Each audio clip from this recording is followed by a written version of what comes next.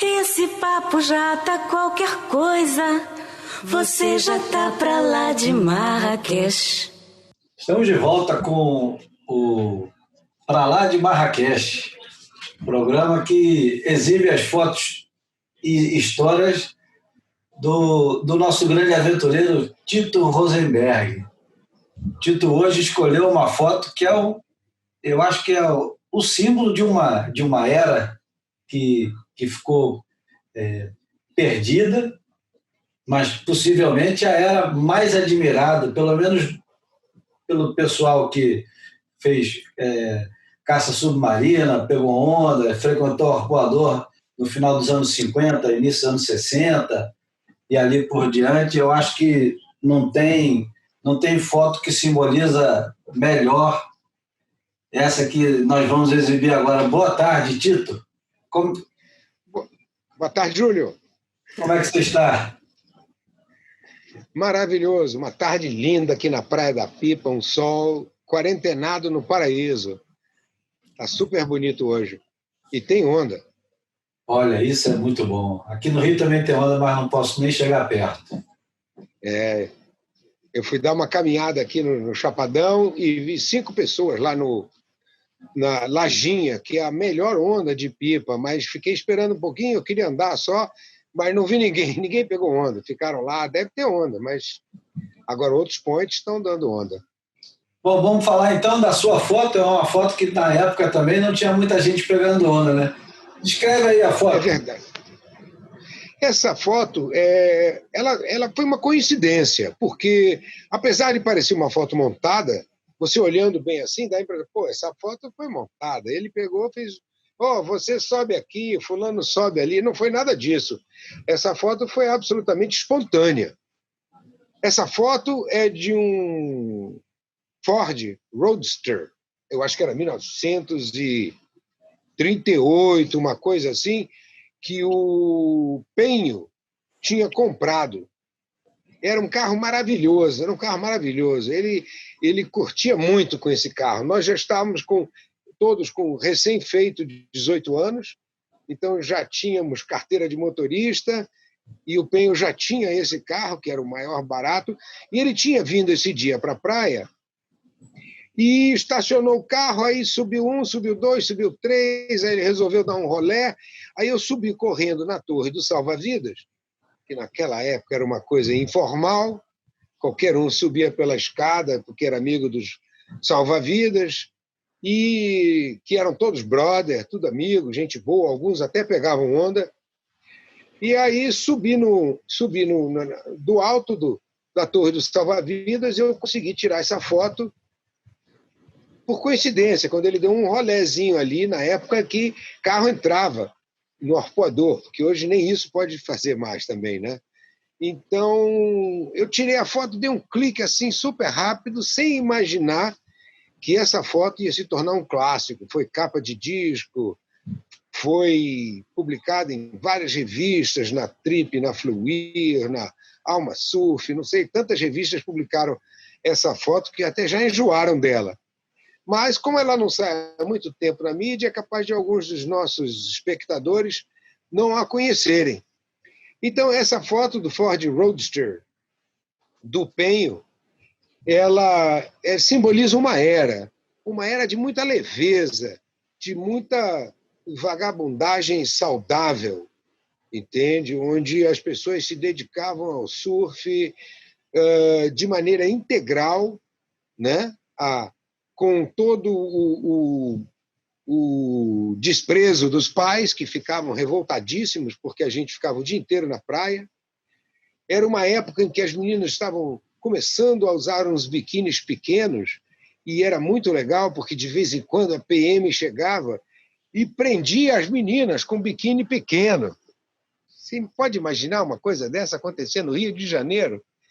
Inclusive, eu me lembro quando eles prenderam a Georgina, uma amiga nossa, lindíssima, que tinha um microbiquíni, e deram azar, porque o pai dela era o embaixador da Inglaterra. E deu um escândalo enorme, porque na Inglaterra foi publicado em todos os jornais, a maior caretice brasileira, repressão, prende a filha do embaixador por exposição indecente. Então foi muito divertido essa época. Tinham altas guerras de copinho de mate cheio de areia, porque a polícia vinha e aí o pessoal começava a jogar os copinhos de mate cheio de areia na polícia, aí a polícia corria atrás. Era uma confusão, era uma época de muita rebeldia. Eu diria que nós estávamos em torno de 67, 68. Tinha acabado as madeirites não existiam mais e as pessoas estavam pegando onda já com prancha de fibra de vidro. Mas eram pranchas enormes, gigantescas. Precisava de 2 para carregar para a praia. E Quem são os havia um clima. Que estão no carro? Perdão? Oi? Quem são os personagens que estão no carro? As pessoas que estão no carro, algumas delas, assim, eu não estou nem com a foto aqui na hora, mas eu posso dizer que era o Penho na direção, era o Marcelo Rabelo do lado dele, pouco mais ao lado está o Mário Papinha. Essa foto é tão icônica que eu estou me lembrando assim das pessoas por pensar na foto, né? Porque eu não estou vendo a foto. Atrás estava o Paulette, grande Paulette, que já se foi. Depois do Paulette estava a Valéria Jeans, se eu não me engano, estava a Elizabeth Henshaw, que eram todas umas gringas que frequentavam a Arpoador. A Valéria já era brasileira, talvez fosse até brasileira de nascença, mas ela era de um grupo de estrangeiros que frequentavam o Arpoador naquela época. Tanto que ela teve, no último aniversário... Opa, caiu aqui. Na última festa que o Armando Serra organizou no Yacht Club, ela estava presente lá para comemorar os bons tempos. Eu não fui porque daqui de Pipa ir para o Rio de Janeiro para um reencontro de velho arpoador sai caro. Mas estava a Valéria e estava o Johnny Hansen, que é esse louro grandão e alto, fazendo pose de atleta, que era uma pessoa bem formal, mas o Johnny Hansen era o dono de uma prancha Hansen maravilhosa, que não tem nada a ver com a família dele, era coincidência o nome, que eu usava muito. Ele me emprestava prancha assim direto, uma pessoa extremamente generosa, e então eu usava muito a prancha dele. Aí tem uma prancha do Persegue também, enterrada, e tem uma prancha do Parreiras, que, se eu não me engano, era do Paulette. Então, essas eram as pessoas que aparecem nessa foto, todos frequentadores do Arpoador. Passávamos o dia inteiro na praia. Eu lembro de algumas coisas interessantes. As pessoas diziam, mas como é que vocês comiam? Seus pais não davam dinheiro, vocês não tinham onde almoçar? Eu estava lembrando do Rafinha, Rafael Gonzalez, meu grande amigo, que eu acabei de falar com ele por Zap semana passada, que continua vivo, bonito e forte, professor de golfe lá do Gávea. Grande golfista. Grande golfista e grande brother, grande surfista. O cara era fenomenal. O Rafinha podia ficar 1 ano sem pegar onda, que de vez em quando ele desistia de pegar onda e ia jogar golfe. Ficava 1 ano sem pegar onda. Aí tinha campeonato, ele vinha para a praia e tirava 2º lugar. O cara pegava muita onda. Era um ótimo surfista. E eu me lembro que nós conseguimos uma lata dessas de banha de 20 quilos, ou era de manteiga, não sei, numa padaria na Praça General Osório, e nós guardamos ali na Torre do Salva-Vidas, e todo dia a gente mergulhava para tirar marisco na ponta do arpoador, nas pedras, a gente tirava marisco e pegava uma madeira que vinha do mar e a gente fervia os mariscos ali mesmo, nessa lata, todo dia. A gente tirava os mariscos com a chave de fenda e a nossa alimentação era essa, era marisco todo dia. Mudinho era um dos frequentes nessa roda de marisco, e com isso a gente comia sem precisar ir para casa. O Mudinho fazia isso por generosidade e companheirismo, porque a família dele apoiava muito ele, e ele não tinha esses problemas de ser mal visto em casa. Então, ele tinha uma família que o apoiava muito. Então, nós ficávamos lá na praia comendo marisco e passávamos o dia todo lá. E nessa época, os costumes foram muito se abrindo no Rio de Janeiro. Foi uma época maravilhosa, porque estava acabando a ditadura, ainda era forte, mas tinha dado uma relaxada naquela época, antes do AI-5, estava uma coisa ficando assim meio solta, e foi uma época justamente antes de eu viajar, porque logo depois dessas fotos, teve o AI-5, e aí eu me mandei do Brasil por vergonha própria. Mas o Penho, que sempre teve esses carros, ele sempre foi ligado em mecânica, ele acabou, com esse carro ele viajou para o Espírito Santo com o Russell Coffin, foram pegar ondas no litoral inteiro, naquela região, e descobriram várias praias. O Penho, inclusive, depois, quando vendeu esse carro, comprou um ônibus, um Mercedão, um ônibus de linha, daqueles que ficava andando Ipanema, Copacabana, um Usina Leblon da vida, e o 415, ele comprou um ônibus daqueles e fez uma casa dentro. E viajava o Brasil inteiro, cara. Veio me visitar. Eu já estava morando em Búzios, muitos anos depois. Ele veio com aquele ônibus me visitar. Não conseguiu chegar lá em casa porque eu tinha esse hábito de morar pendurado em cima do morro, sempre no alto dos picos.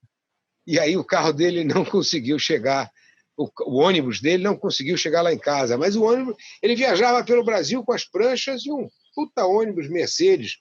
Um dia vamos fazer um programa. Já vou pedir para ele umas fotos desse ônibus, para a gente fazer um programa sobre as viagens do Penho. Ele é maravilhoso. E com essa liberação dos costumes, o arpoador estava numa efervescência, como eu digo sempre, eu tive a sorte de estar no lugar certo, na época certa. Porque, apesar de toda a repressão da ditadura, o arpoador era um nicho de liberdade. Era muito frequentado por intelectuais, diplomatas, estrangeiros. Então havia uma certa tolerância, as pessoas, a polícia não ia muito lá criar caso, até porque teve já um revide muito grande por parte dos surfistas. Então eu acho que foi uma época inesquecível do Rio de Janeiro, e eu tenho o maior prazer de ter vivido nessa época. Eu me lembro de vários amigos queridos, o Pará, o Almir, o Persegue. A prancha do Persegue está nessa foto. Essa prancha com as manchas, com o desenho vermelho, era do Persegue, estava emprestada com alguém. Geraldo Fonseca. Era um número de bons amigos ali que nós tínhamos. Era um grupo fechado, a gente se queria muito. Havia muita desorganização, mas não havia repressão. Nessa época, não era proibido, já era permitido pegar onda no arpoador. Então, não havia repressão ao surf, então tinha acabado a associação de surf, estava em baixa, o surfista não é muito chegado em se organizar. Então, foi uma época espetacular da minha vida. E algumas dessas fotos mostram como era o arpoador daquele tempo. Tem umas fotos, eu me lembro muito bem do Caiô, que era um amigo nosso, que agora mora em Juiz de Fora, vários amigos que dividiram essa época. E as ondas eram muito boas. Nessa época, quebrava muita onda lá atrás do pontão. Aqui você está vendo uma foto maravilhosa que eu vou identificar, que é o Penho, pegando uma onda, dando um hang five, saindo lá do pontão, numa das ondas grandes saindo do pontão, que é identificado. Ele pegava a onda muito bem, e foi uma época boa da vida, rapaz. Tenho muitas histórias para contar dessa época, mas eu vou contar em outros programas, para não fazer isso grande demais. Não, mas eu tenho curiosidades. Fazia muita diferença o cara bom dos outros caras? O cara que era melhor, ele tinha regalias, ele era reverenciado. Quem era o grande surfista? Existia um cara que se destacava completamente dos outros? Haviam duas pessoas que se destacavam pela qualidade do surf. Um era o Betinho, Roberto Lustosa. Betinho, que tem uma foto dele aí, com ele pegando onda maravilhosamente, dando um cutback. E Betinho tinha um estilo lindíssimo, ele tinha uma prancha Hobie maravilhosa, com 2 listas verdes. E tinha o Mudinho também, que o Mudinho, nessa época, já estava arrebentando. Tinha o Persegue, que era talvez o melhor de todos. Para campeonato, ele se controlava bem, ele tinha um estilo bonito, ele era super calmo. E o Persegue, que era o Jorge Bali, para dar o nome do cara, né? Jorge Bali, ele era meu compadre, morava na São Román, e eu morava na São Román também, um pouco mais para cima. Nós éramos a turma do surf da São Román, aquela rua que fica ali em cima do Pavãozinho. E ele era o cara que ganhava os campeonatos. Os campeonatos ele era o cara. Que você fez, era um campeonato por ano, muito mais do que isso, mano? Eram muito poucos campeonatos. Era o campeonato da Magno, aqui, ali. Os campeonatos não tinham prêmio, o prêmio era 2 calções. As pessoas não eram reverenciadas, as pessoas não eram patrocinadas, não tinha ninguém tinha patrocínio. Alguns tinham patrocínio, quando muito, né? Mas era uma época que tinha pouca diferença. Por exemplo, eu me dava muito bem com todo mundo e eu pegava onda mediocremente. Eu sempre fui um surfista medíocre. Eu sempre peguei onda, gostaria de pegar onda até o fim dos meus dias, talvez ainda volte, mas nunca fui um grande surfista. Mas todo mundo se divertia. Já o Rafinha, que era um excelente surfista, convivia comigo, que era um nada, entende? Eu tinha um grande amigo, o Edgar Gordilho também, que nessa época pegava onda comigo. Eu vou mostrar também uma foto, o Edgar e eu carregando a nosso pranchão, que ele morava na Praça General Osório, e para ir para casa éramos 2 pranchas, então a gente carregava assim pelo bico, um no bico e outro na quilha, atrás, porque era muito pesado para carregar sozinho aquela prancha. Depois eu me mudei para o Leblon, comprei uma bicicleta e fiz como um mudinho, botei um reboque, botei a prancha e ia rebocando a prancha do Leblon até o Arpoador. Ô, Tito, fala um pouquinho como é que era a rotina dessa patota. Que horas que o pessoal estudava, que horas chegava na praia? Todo dia era dia de praia? Final de semana era diferente? Como é que era nos dias de semana? Bom, para começar, no final de semana não era aquela explosão que você vê no Arpoador de hoje. O Arpoador não era muito frequentado, era um lugar isolado, meio um beco sem saída, era meio uma urca da vida, onde não ia muita gente. Então, pouca gente tinha carro, então não era um lugar assim muito frequentado. Era frequentado pela patota que tinha carro, moto, que ficava lá no fim da tarde. E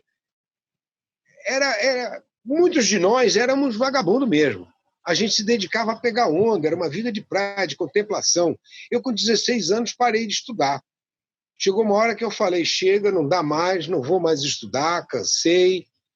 E aí, então, 46 foi 62. E eu fiquei sem estudar dos 62 até os 67, eu acho. Depois eu voltei a estudar, fiz o supletivo, que na época chamava-se artigo 99, e como eu, muitos eram vagabundos. A gente ia à praia assim, todo dia. Eu ficava na praia o dia inteiro. Eu tinha casa para dormir e tinha o jantar na casa dos meus pais. O resto eu ficava na praia. E muitos de nós éramos assim. O Mudinho estudava, não sei quando, porque ele passava praticamente o tempo todo na praia. Mas alguns dessas pessoas estudaram. Agora, tenho certeza que o surf atrapalhou muito a vida estudantil de todos nós. Para mim, então, eu nunca mais voltei para a escola, desde os 16 anos de idade, que eu fui para a escola da vida. Fiz o artigo 99 porque eu queria ter pelo menos o ensino médio. Fico feliz de que não tenha sido uma má decisão. As mães que têm filhos ouvindo esse programa, tirem eles da sala agora, porque... Mas se você sai da escola formal, eu não sabia o que eu queria ser. Eu queria ser jornalista, eu queria ser médico, eu queria ser psicanalista. Eu não sabia que profissão ser, todas me pareciam muito tristes, entende? E o curso de jornalismo não existia naquela época. Jornalismo era um cara que se fazia na lida. Você vai trabalhar, arranja um emprego, trabalhando você vira jornalista. Até a própria Sindicato dos Jornalistas e o Ministério do Trabalho te davam a carteira se você provasse que você fez 10, 20 reportagens e foram publicadas. Então, eu não tinha como estudar jornalismo e, sinceramente, não me fez falta. E me estimulou a viajar, porque eu tinha muito pouco a perder, já que eu não tinha diploma, né? Me estimulou a viajar. Eu não tinha uma carreira a seguir no Brasil. Agora, para terminar, aquela foto que você começa a descrevê-la, qual era a trilha sonora daquela foto? Para mim, era a Garota de Ipanema. Porque eu sempre fui ligado à bossa nova, você sabe? Eu não era muito de rock pesado, ainda que eu gostasse do Cream, sabe? Eu gostava do Vanilla Fudge. Lembra do Vanilla Fudge? Vanilla Fudge, cara, eu tenho ainda discos dele em casa. Gosto muito do Vanilla Fudge. Mas eu não era muito, eu era muito poético, sabe? Eu adorava ficar nas pedras do Arpoador, ver pôr do sol, sabe? Naquela época ali era terrível, porque tinha muito gay na praia do Arpoador naquela época. Era um reduto ali, porque era escondido da sociedade. Era muito. O Rio sempre foi muito liberal, mas ali tinha muito gay. E eu ficava nas pedras, eu gostava de me tocar lá, ficar meditando, filosofando, pensando na vida, e sempre tinha os gays em volta me paquerando e tal. Então, era uma vida de muita calma, com essas pequenas interferências que eu sempre dizia obrigado, volte outro dia. Mas eram as únicas pessoas que me incomodavam. Eu gostava muito de ir para a piscininha, ficar mergulhando lá de cima, primeiro andar, segundo andar, ficar no pontão. Nessa época, a gente gostava muito de pegar uma pedra bem grande do fundo do mar e sair caminhando com ela pela areia da Praia do Arpoador e ver se conseguia chegar no pontão, por baixo d'água, carregando a pedra. Porque você pode segurar a pedra e caminhar com ela no fundo do mar. Então, alguns de nós eram muito bons. Eu me lembro que o Badué era ótimo fazendo isso. O Badué saía lá de trás, saía da areia e chegava quase até o pontão. E a gente ficava brincando lá, comendo marisco, brincando.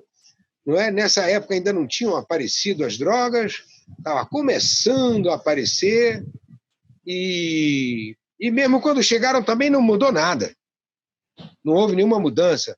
Eu não conheço nenhum dos meus amigos daquela época, maconheiros, que se perverteram. Todos estão aí felizes, pai de família, trabalhador, gente boa. Ninguém teve overdose, ninguém ficou maluco, ninguém virou morador de rua, entende? Não tinha maconholândia como tem a Cracolândia, nunca teve. Então era um hábito assim como fumar um Marlboro, como tomar uma cerveja. E era muito prevalente. Realmente, quando entrou, todo mundo fumava. Era uma festa. Mas também, com aquelas pedras todas, era difícil a polícia chegar. Então, ficava bem à vontade. Todo mundo bem à vontade. Já tinha o prédio do Correio lá? Não, o prédio do Correio é anterior ao surf. O prédio aquele prédio do Correio era muito anterior ao surf. Eu não me lembro em que época ele foi demolido, mas eu me lembro que eu vi ele sendo demolido. Eu perdi assim, a ideia. Mas era o prédio, a gente ficava ali, era para fumar, era outro lugar. A gente ia atrás do prédio, de frente para a Praia do Diabo, a gente encostava assim na parede do prédio, que não tinha ninguém, já estava abandonado naquela época, e a gente ficava ali, porque aquele prédio do Correio era o telégrafo, né? Eles ficavam dali, eles passavam telégrafo para os barcos, que estavam navios, que estavam chegando. Mas quando começou a ter outro tipo de comunicação melhor, eles abandonaram o prédio. E aí a gente ficava encostado naquele paredão assim, vendo onda, que às vezes até dava umas ondas boas na Praia do Diabo, que tinha que tomar cuidado que os milicos vinham prender as pranchas. Eles não deixavam quem chegasse muito perto do lado esquerdo da Praia do Diabo. Foi uma época histórica, rapaz. Eu me sinto muito privilegiado de ter vivido nessa época do Rio de Janeiro. Muito bem. Então, esse foi mais um para lá de Marrakech, antes de sair procurando para lá de Marrakech, né? Exatamente. Para lá de Marrakech, até tão perto de casa. Você já andava com câmera nessa época aí? Você tinha uma câmera a tiracolo? Sempre. Sempre eu tinha câmera, tanto que quando surgiu a ideia de fazer um livro sobre os primórdios do surf no Arpoador, acabou sendo comigo, que foi o livro Arpoador Surf Clube, que eu tentei criar e ainda tenho toda a documentação, as assinaturas e tudo mais. E o livro Arpoador Surf Clube ainda existe. Quem quiser comprar é só entrar na internet, tem um monte de livrarias vendendo. E esse livro é todo com fotos de 65, 66, 67, só fotos do Arpoador. Tem algumas fotos da Barra, porque nessa época a gente começou a ir para Macumba. Eu ia no jipe do Johnny. Johnny era um doido lá do Leblon, que estava sempre no arpoador, e ele tinha um jipe e a gente ia. O Marquinho Garcia, o Edgar Gordilho, Paulette, a gente ia num jipe sem teto, totalmente aberto. A gente ia para Macumba. Mas tem esse livro, 64, e eu tirei muitas fotos. Aliás, essas fotos que vocês estão vendo aí é de 65 e 66. Maravilha. Obrigado, Tito. Esse foi mais um para lá de Marrakech e até semana que vem, né? Obrigado, Júlio. Um abraço, pessoal, e até semana que vem. Abraço. Esse papo meu tá qualquer coisa e você tá pra lá de terra.